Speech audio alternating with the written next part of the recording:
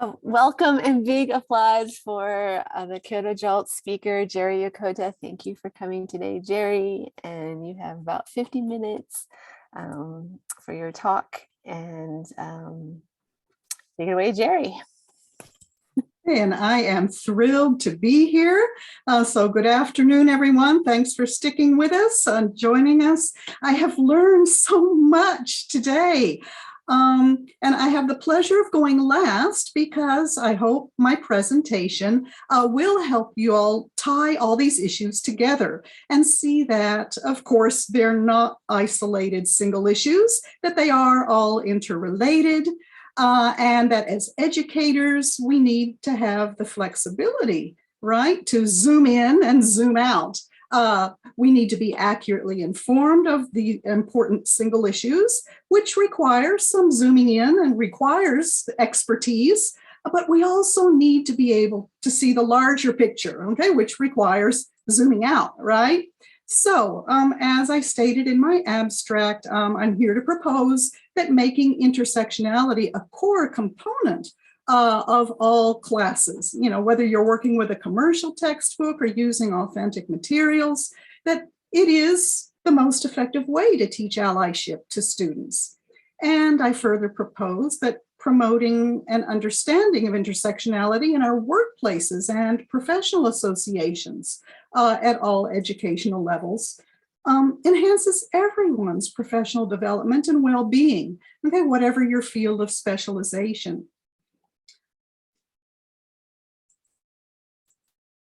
So first, I did feel like I should give a quick summary of where I'm coming from. So, you know, whether I've, walked the walk or just I'm talking the talk.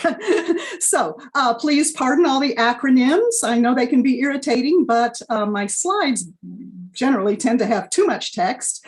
So those are just placeholders, but I really will tell you what they all stand for. And I'm, as Katrina was telling us, I try to be aware that different students and different members of different audiences have different sensory preferences in terms of some people are better at the listening, some people are better at the reading. And so I try to strike a balance there, but that's something we can all talk about.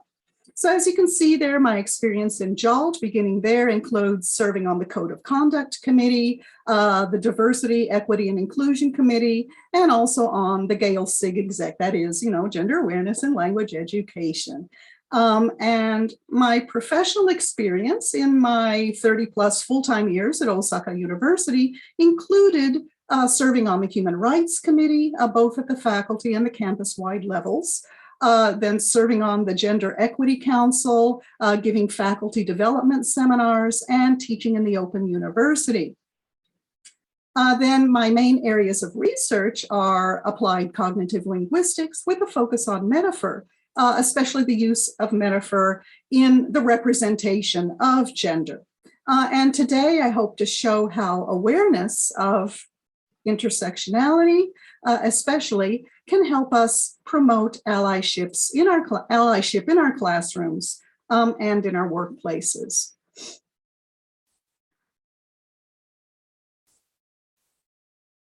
Okay, so it sounded like we were going to be having like a scoreboard where we were going to try to share as many different tips and ideas as possible. So I may have crammed a little too much in here, but basically my presentation is going to be very similar to the format of Katrina's, where I'm going to spend like the first half of the time just sharing ideas and then go into breakout rooms where I'll give you a slide to refer to and to talk about the things I've been presenting, and then we'll have some regrouping time at the end.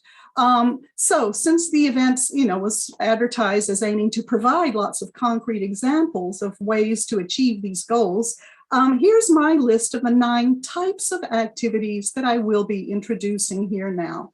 First, 5 ways to practice allyship with students. And then one sort of cluster of sneaky cluster there of 4 ways to practice allyship with colleagues. And then 3 ways to intervene to make positive systemic changes.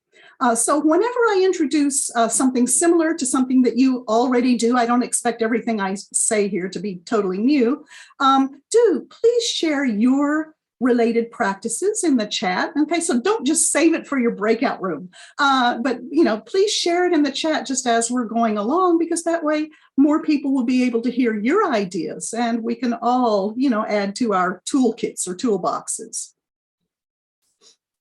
Okay, but before I go on to the details there, I first just want to say a word about the contested term ally.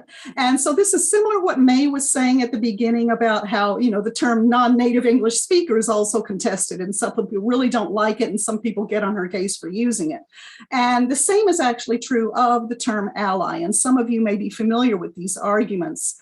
Some critics have rightfully noted that the term ally does run the risk of suggesting that the ally themselves bear no responsibility for systemic discrimination, and that it sort of unconsciously places the burden of fighting or leading the fight against discrimination on the victim. And it positions the ally not just as a supporter, which is great, like Katrina was saying, but as a sort of altruistic, kind of benevolent, patronizing supporter, going out of their way to help these, poor, disadvantaged people. And there are some people who are, at the forefront of the anti-racist movement, especially, who point out that and say it can be used as a cop-out or as an escape from accepting responsibility for people who have benefited from the privileges of white supremacy, and that we just have to be, but language is not perfect. There's no perfect word. So I'm not here to tell you not to use the word ally. I'm just saying to be aware that some people do have those concerns. And I think especially for those of you who are, involved in gender issues, I think this analogy may make sense to you. That this kind of this risk of this implicit assumption that critics are talking about may be compared to the situation where the father in a heterosexual family only occasionally, quote, helping, with childcare and housework, rather than taking equal responsibility as a parent. Even though maybe the mother works equal hours outside the home, and maybe brings in equivalent income. So that's why some people do have an issue with this word that I think we have to be aware of. And so various alternatives have been proposed, like accomplice, abolitionist, anti-racist, rather than using the label ally at all. But of course, the use of the idea of the ally has a long history, especially in LGBTQ plus community. And also most of these alternative expressions like abolitionist have largely been in the context of the movement to oppose anti-Black racism in the US. Okay, so what I'm going to be doing in this presentation, I just want to make this clear, is that I do use the term ally, but what I do is I use the term ally to refer to opposing discrimination on a personal level.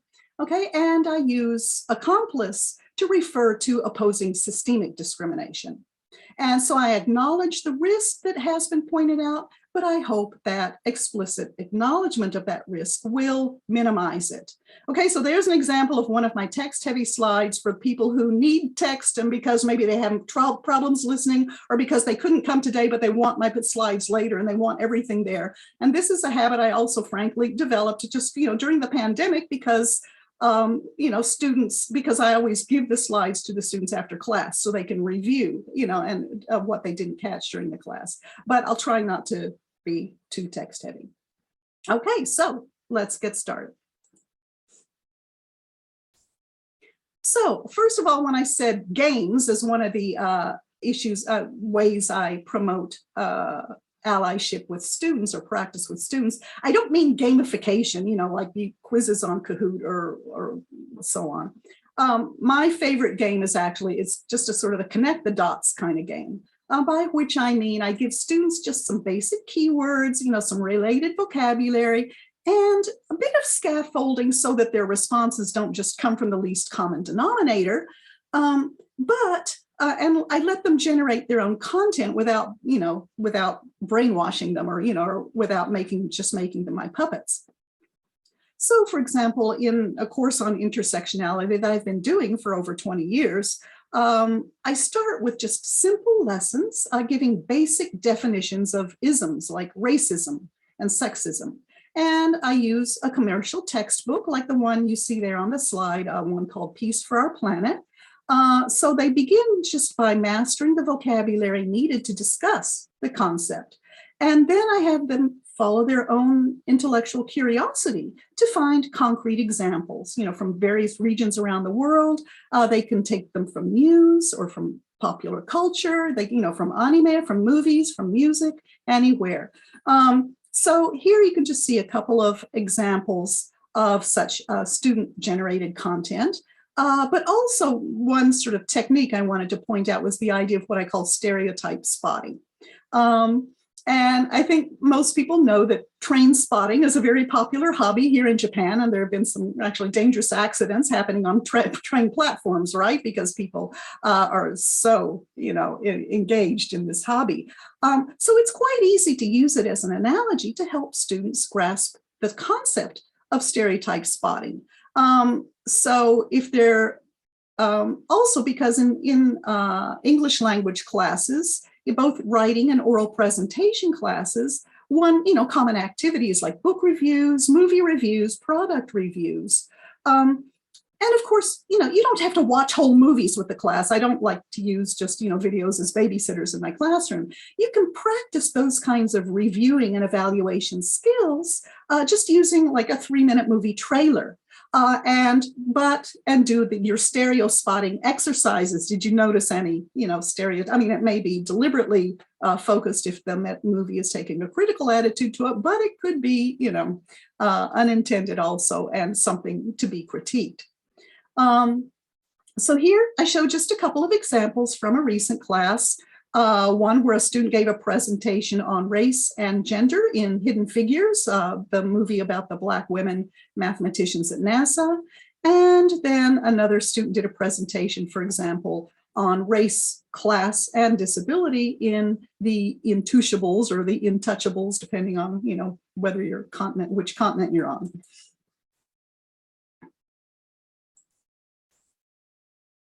Okay, so the next activity for practicing allyship in students that I highly recommend is a media literacy activity. And I think this activity is effective also with a class on the isms using a textbook like the one I showed, or a class on current events, for example, if you're in a call classroom where it's easy for you to use authentic materials. Or a class, where all the students bring their own devices. So here, what I would do is spend the first week introducing the general concept and the related vocabulary using a mainstream news article, and then use the second week to compare the mainstream news with independent media. So, the examples there are like the Washington Post and Al Jazeera. So in a class like this, you could have an activity or a final project where students then do a more in-depth analysis of a news story and, critique whether they're doing a good job at seeing the intersectional factors that are affecting the issue. So the sample activity I gave there is, for example, differences in media coverage of the coup d'etat in Myanmar. And, ask students to analyze for themselves which outlet do they think does the best job of analyzing, the situation, and especially looking for intersecting factors in the suppression of democracy. So that's just one concrete example there. Okay, so here I'm going to get a little nerdy. And I want to give some examples from both traditional and popular culture. Now, so this sort of activity can be done. For example, I often use this, especially with a class on the SDGs, because the 17 Sustainable Development Goals just offer so many hooks where you can just hook in anything that you want to focus on. So in my case, because I happen to be a fan of traditional Japanese drama, I may introduce an example of how innovative no artists are creating new no plays on contemporary topics like nuclear war, Hiroshima and Nagasaki, or in this example, water pollution. So here we're breaking the stereotype of no as a very, ancient, boring, slow, incomprehensible art. And so here the top two images are scenes from one such new no play called Mizunowa, Ripples of Water, where a water spirit appears in sort of a ghostly human form to a traveler to complain about the pollution of the river where she can no longer live. And then the third image is a cat who witnessed the encounter between Jesus, it's Easter today, isn't it? And the Samaritan woman at Jacob's well. And this is a new no where the spirit of the Samaritan woman appears to a Jewish rabbi traveling through Palestine with his pupil, who is a recent Russian immigrant. And the stage property that you see there in the image below the cat is the main stage prop for that play, which is a well, symbolically decorated with a branch of olive instead of the usual Japanese Suzuki or plume grass. And there, next to that, I include the popular image of the Turtle Island water protectors to indicate that all these works of art build on that ancient archetype of the water protector. So this idea of these ancient archetypes then being sort of really basic to works of art, not only from ancient and medieval culture, but also from contemporary arts as well. I think that's another kind of metaphor spotting or symbol spotting that the students can really get into. And I especially like to use at least one or two such units of Japanese culture with, my Japanese students here in university, rather than using only examples as an issue that May brought up in her presentation, from British and American culture, because I do really believe the use of such culturally familiar texts can help counter monolingualism, in the EFL classroom. And so, as I said earlier, what I often like to do is sort of use them as a supplement to a lesson on, say, one of the SDGs. And then getting down to the bottom of the images there on that slide, I also use music weekly in my classes, not during activities, but just as a break in the middle of the long 90-minute class to give the students a chance to stand up and stretch. And if anyone here wants to stand up and stretch, you don't have to turn off your camera, whatever you do, just whenever you need to do it. Get the blood circulating, up to your brains again to refresh and focus your concentration. That's it. Yeah. Stretch your neck, do some squats, whatever you want to do, but there are many popular songs that deal with serious social issues, and they can be easily coordinated with the SDGs. So the last image illustration you see there on that page is from a music video by Billie Eilish, All the Good Girls Go to Hell. So I will try to restrain myself from giving you my whole playlist. I'm sorry, I wish I could.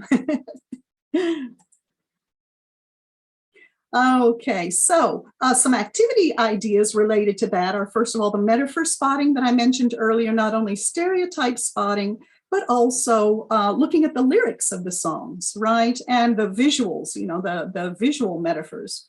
But also, I like to encourage students to design activities like planning a concert or some other event, to promote the SDGs, like invite Billie Eilish to Japan, or invite Greta Thunberg, to Japan. The sky's the limit. You've got a job at a big corporation where they have the budget to do this. It's the idea that matters and your ability to communicate about it.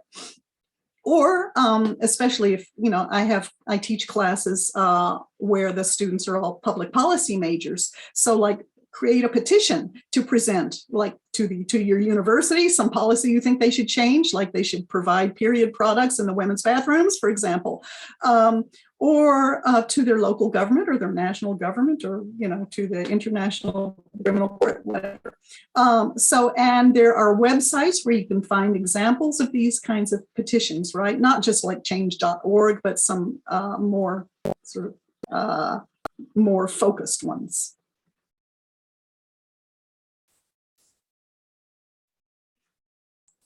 Okay, so next, storytelling. Anyone who knows me at all knows that I'm big on storytelling. And as Gretchen was mentioned earlier, the Living on the Edge conference, I always talk about storytelling there.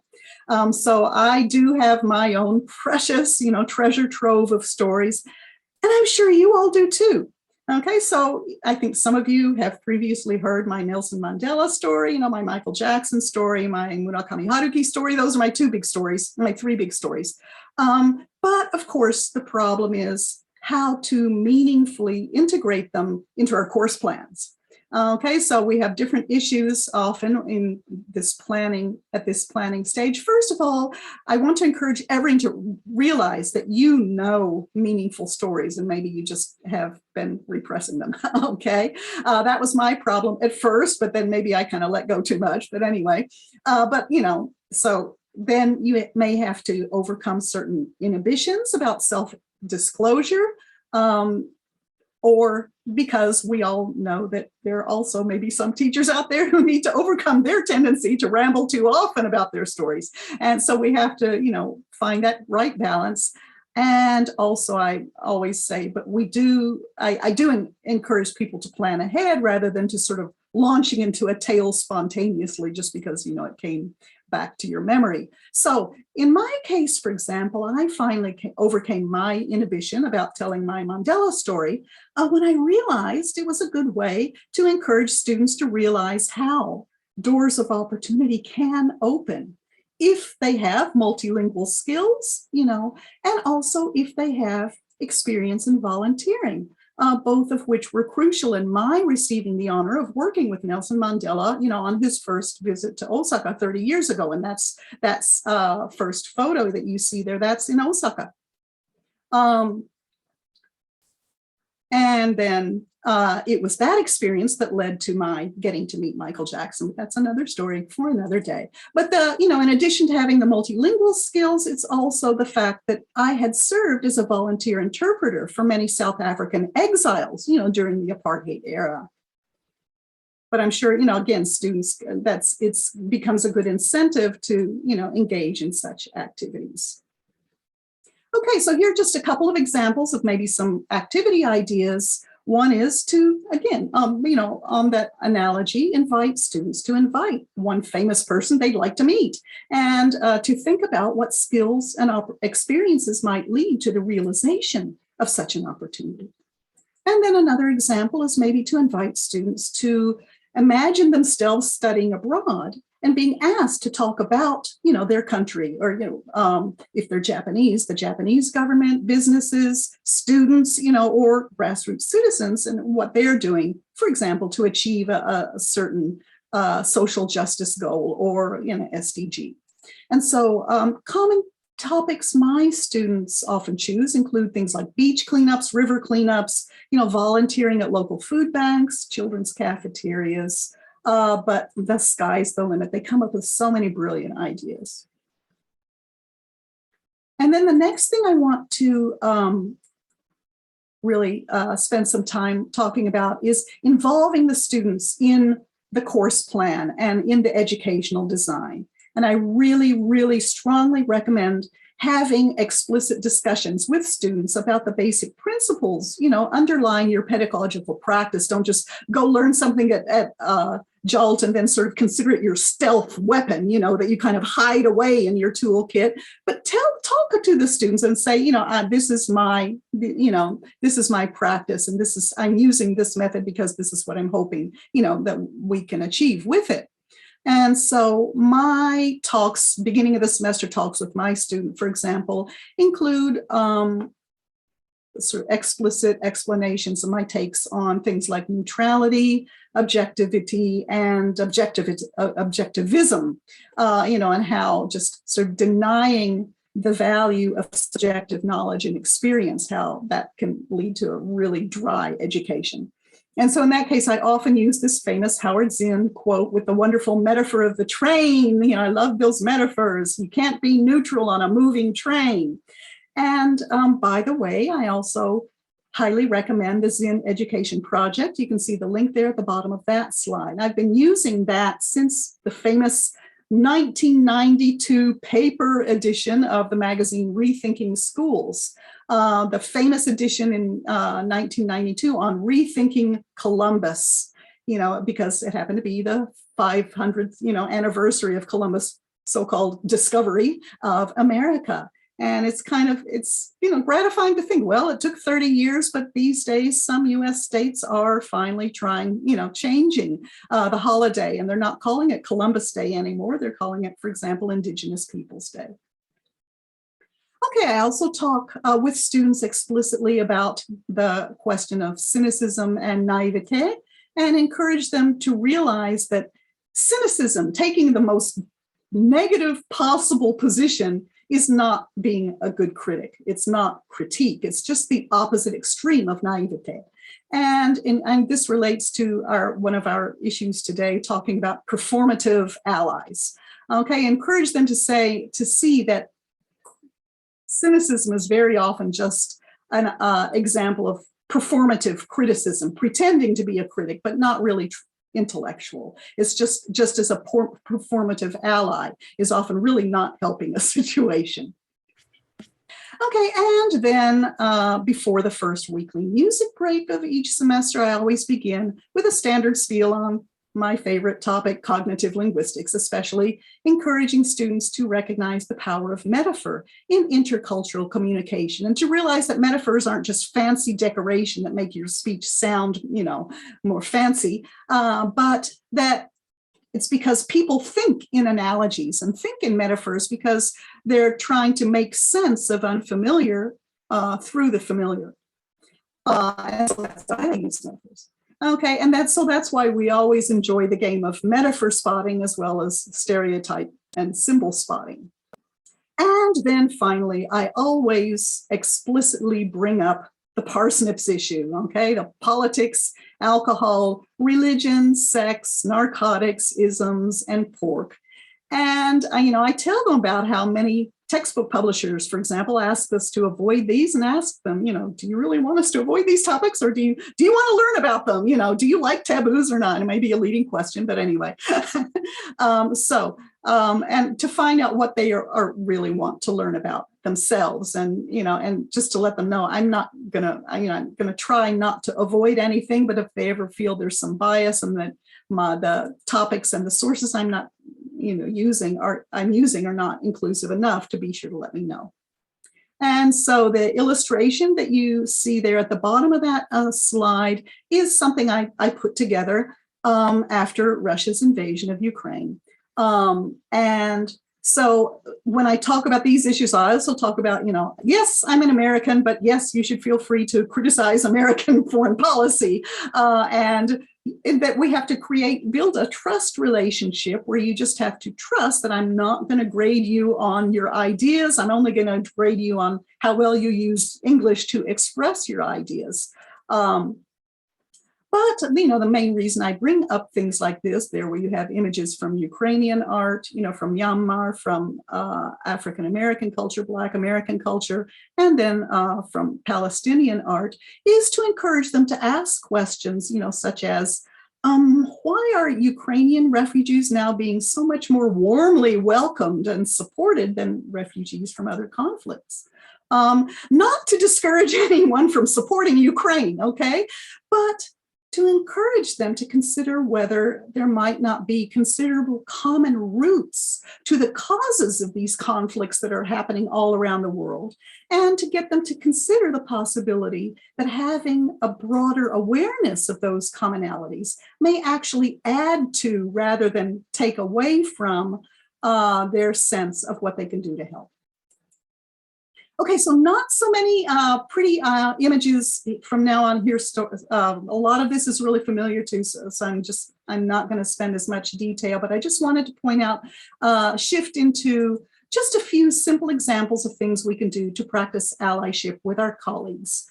I think most of us are vaguely aware of these possibilities, but often just find ourselves overworked and have a hard time imagining how to fit in any more professional activities than are already taking our time.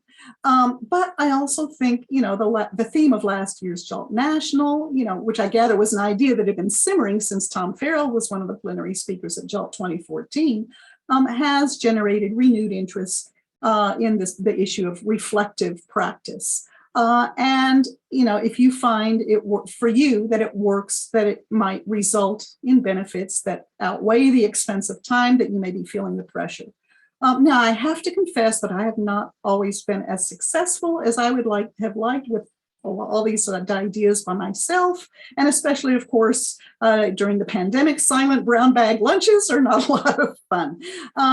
But looking forward to the day when we can enjoy them again.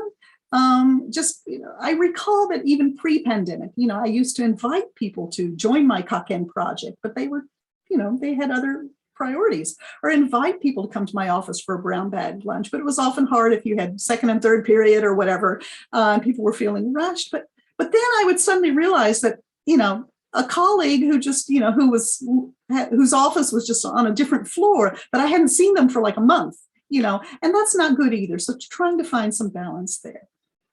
Another activity I really enjoyed for many years, is end of semester reflective reviews, because personally I love sharing before and after stories about like the dreams I had for a new course I had designed, and honestly confessing after I tried it out what worked and what didn't work, and getting feedback about whether, the problem when something didn't work was just that the original design was just bad and I should just give up on it, or whether it might still be worth doing. I just needed to adapt a little. And I also have accountability there, but I'm actually going to talk about that more later when I introduce a couple of recommended resources. I'm going to skip over that now. Okay, so now shifting from ally to accomplice, I just want to say a word, especially to those in more secure positions, about what you might do to intervene and change problematic aspects of the system, which a lot of people have expressed interest in today. So especially if you have Japanese language ability, or if you're an official coordinator or liaison position, of course, it's your responsibility. But I know some workplaces have no such position, or sometimes they do, but the person in the position isn't really doing their job. And unfortunately, I hear more stories like that than I'd like.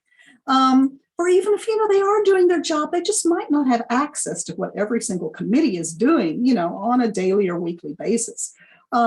But so you can really help, if you have, more in a position of more privilege and more leeway, just by keeping an eye on committees, especially that deal with issues that most directly affect your colleagues, issues that may be excluded, that they may not be included in the decision-making processes, especially hiring practices.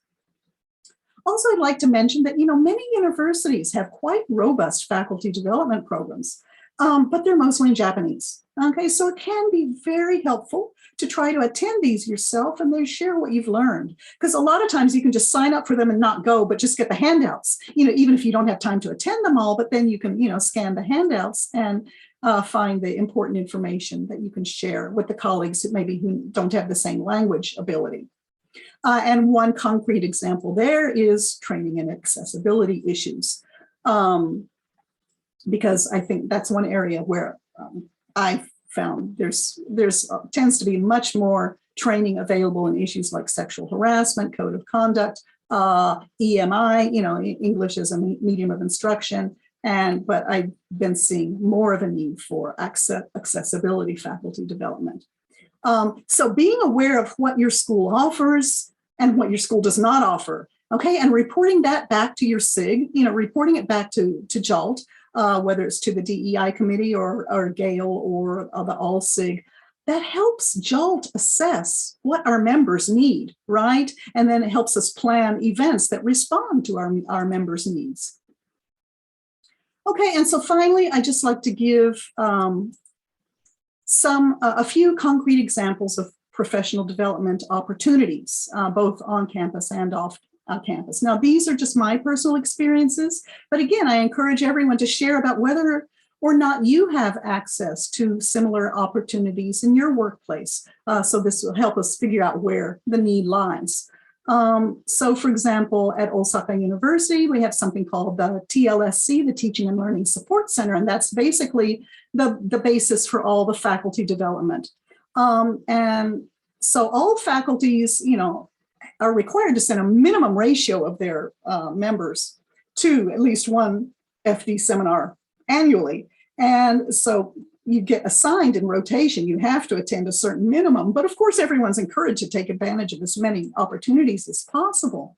And I'd especially like to encourage people, especially who are in more secure positions, to be proactive and creative in your engagement with these programs. Respond to surveys asking, what kind of programs you think they should be offering, and maybe take advantage of opportunities to contribute. Like in my case, for example, Osaka University asked me originally to give an FD seminar on EMI, English as a Medium of Instruction. And I just told them, I really thought such a seminar would be better taught by a Japanese professor, because they would have a better sense of the target audience. And because the target audience was Japanese professors who were not, confident of their English language skills. English. But instead of just turning them down, saying, no, I don't want to do that, I offered to do a DEI seminar instead. And they took me up on it. And I ended up doing that every year as long as I was there. And they also had something called FFD, Future Faculty Development, for students planning academic careers. So I did a version for them too. And the only reason it was separate was just, to control the numbers. And then in addition to the national, open university system, which is broadcast, and which you may sometimes be asked to teach for in rotation, I belong to a faculty that offered its own independent open university summer seminar as part of its public service, the Shakai Koken. And this was for high school teachers renewing their licenses. And for many years in this program, my role was basically to do an English version of what Hino Nobuyuki, a past JALT plenary speaker, does in English about EIL, English as an international language. But then I also sometimes did an additional session on DEI. So watch for those kinds of opportunities. And then the two images on the right of the screen there, Dr. Wani, a lot of people see me, sometimes I have the alligator there on my lanyard around my neck. This is one of the hit items that we created for after we, for many years, we had a sexual harassment guideline that was mainly, for, or people perceived it as being mainly for dealing with heterosexual sexual harassment, mainly like male professors and female students. And although technically that guideline included LGBTQ plus discrimination issues, it was just so firmly ingrained as being a heterosexual issue that we finally decided we've got to establish a separate SOGI, sexual orientation and gender identity guideline, which we did. And then when we had our first training seminar to introduce that guideline, we made these keychains where our school mascot, this little alligator, is carrying a rainbow heart. And this became a total hit item. It's like it has a premium on it now that people want this. So being creative about doing things like that to spread, information is really great. And then the last little image there is just, I also was involved in a women's researcher network, which was great for me to get outside of my faculty and my bubble in the humanities and also get to know women researchers in the STEM fields as well. I also recommended, taking advantage if you have friends in other faculties and maybe can give guest lectures like I did on gender in other faculties. Or maybe even as serving as an advisor to an undergraduate student club. I did this for the Women's Studies Association, the Gender Studies Association. First actually started with the Anti-Apartheid Association, but also graduate student study groups.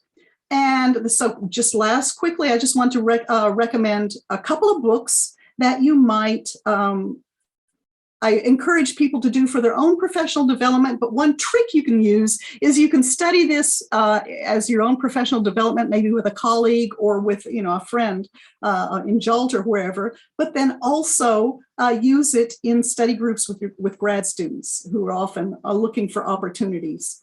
And I just call this the Yamazaki method. Maybe I shouldn't go into this long story, but that was my advisor when I first came to Japan on the Japan Foundation Fellowship many years ago. And he spoke many languages, and I asked him, how do you speak so many languages? And he always made fun of me, because the only other language I could speak besides English was Japanese, because I had studied Latin for 4 years in high school, so I could read French and Italian and, Spanish, but I couldn't speak them.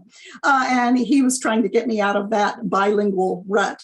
And so he said, here's what I do. He says, I put signs when I was a grad student, I put signs up all over campus saying, foreign language tutor available, sign up here. And he said, whenever he got enough, he put his signs up for German. And he said, whenever I got enough students, then I would start studying German. And he said, I would just stay far enough ahead of them that they didn't realize I was just studying with them and I wasn't already proficient myself. So these are just two books that I'd especially like to recommend you try using that method with. So the first one is Me and White Supremacy by Layla Saad. And these are my top recommendations because I think many Americans may be more familiar with titles like Ibram X. Kendi's How to Be an Anti-Racist or Stamped from the Beginning, and they are excellent. But if you're looking for something that has a more global perspective, and also maybe a woman's perspective, and it's not just focused on the US situation, first I'd recommend Me and White Supremacy because she's Black, East African, Middle Eastern Muslim, originally British, but now living in Qatar, and one great thing about this book is that it includes very well organized instructions for how to run an equitable book circle that's non-hierarchical. And it's a workbook, okay, to be done with accountability partners, which is crucial to keep you from falling into the trap, of being a performative ally. And then the second book, Do Better by Rachel Ricketts. She's a queer Black woman. She's multiracial, but presents more Black. But she had a lot of issues in her youth because her mother was white passing, but she was not. She has roots in the US, but has lived mostly in Canada and was actually an attorney, practicing attorney before taking up her current career. And I especially recommend working with this book by signing up for her webinar with a partner and then reading through the book as you watch the webinar in segments. I really recommend these two sources. And especially if you see the title, the cover there for Do Better, especially this is a special message for Gretchen, where you were talking earlier about how, you just, where do you get the strength to be an ally sometimes? And believe me, we've all been there. And so notice she says spiritual activism, and she's very much into techniques for replenishing and refreshing so that you can keep on keeping on.